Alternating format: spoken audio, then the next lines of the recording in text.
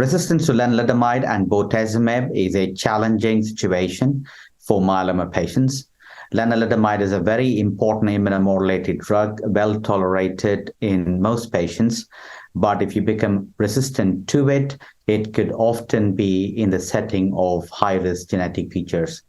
In addition to that, if you're resistant to a proteasome inhibitor in bortezomib, then the double refractory setting often reduces patients' length of lives.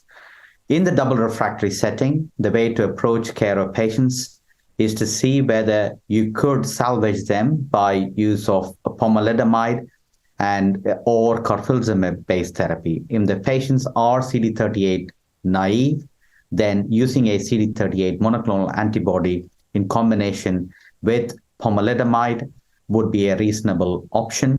And in some geographies, use of carfilzomib therapy plus a CD38 antibody is also preferred in this situation. The important thing to note is these patients should be considered for active clinical trials because the bispecific antibodies and agents with targets BCMA are probably the most key therapeutic agents to be considered in this setting, particularly if the patient is also CD38 exposed. So a challenging group of patients, and we need to be improving the availability of treatment regimens for these patients.